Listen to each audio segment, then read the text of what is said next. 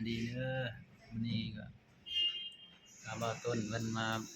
เบิ่งคำเนาะในร้านคำพอดีตอนนี้พี่น้องอยู่ตะเกียบเด้อ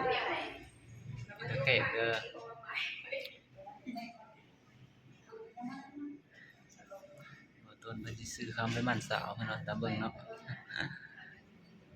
ตอนนี้ก็ยังเช็คเบิ่งราคาพี่น้องยังถามราคาต่อราคาอยู่นะ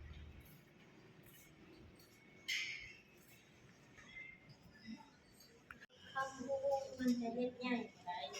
คำพูดหรือคำภาษาคำเก่าๆจะเฮ็ดใหญ่กว่าได้เพราะว่ามันบ่ได้ประสงค์เนี่ยมันเป็นคำสดถ้าว่าเฮ็ดใหญ่หลายนะมันขาดจะใส่ภาษาเลยมันจะรุดแล้วเพราะว่ามันอ่อนคำตัวนี้มันบ่ได้ประสงค์เนี่ยมันจะอ่อนกว่าเนาะโอเคแล้วมันเป็นมื้อนี้เป็นเงินบาท65,700ราคาบรมคารา44,600,000 10,000ค่าไล่ตัวนี้มัน300 บาทจะเป็น66ถ้วนเลยนี่ขออนุญาตเด้อพาน้องทรายมาเบิ่งคำเด้อว่าตอนนั้นเช้าก็สิซื้อคำไปบ้านสาวเด้อวันนั้นเนาะตอนนี้ก็อยู่ตะแขกเด้อตัวนี้ยังบ่ใหญ่นะคะกิโลนี่ตั้งพี่น้องแล้วเนาะน้องทรายกำลังเบิ่งราคาอยู่เนาะเพิ่นสิเอาไปหมั่นสาวอีหลีนี่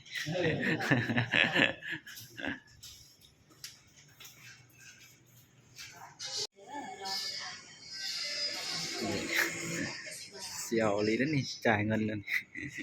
เสกเงินละแค่ใหญ่จัง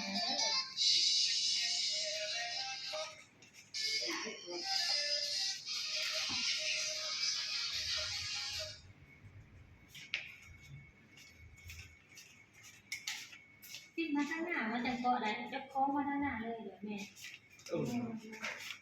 ได้เข้ามาใส่บุกโอ้ยไอ้เก่าโอ้เพื่อนใหญ่ทางหลังลองเนี่ยมึงจะได้เข้ามาใส่บ่เป็นเนาะลองเส้นเนี่ยเอาเส้นใส่เทื่อนึง2เทื่อก็เป็นแล้วเราไปได้ว่าเดียวเราเป็นคนใจเงินดูดีพอเอาดูดิเอาบอกนี่แต่ให้เราเลือกคน2เส้นแล้ว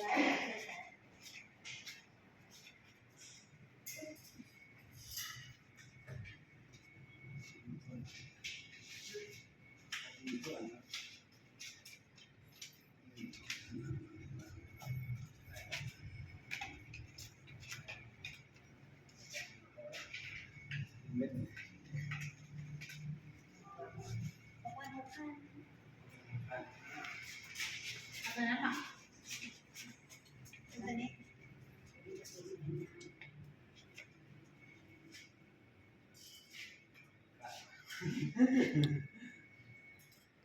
ตัวยาวค่ะ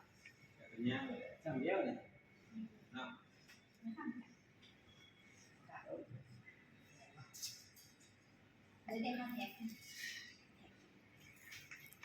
ตามมักเนาะเส้นสั้นเส้นยาวก็ได้2 บาทผู้จ่ายเงินเป็นคนนี้เนาะจ่ายห้อยเลย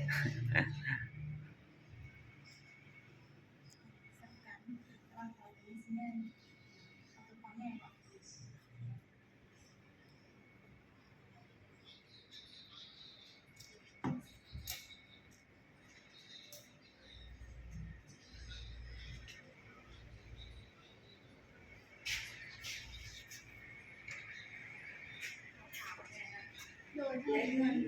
ปัจจิบาทเด็ดเลย676สั่งมาเดี๋ยวให้เส้นนี้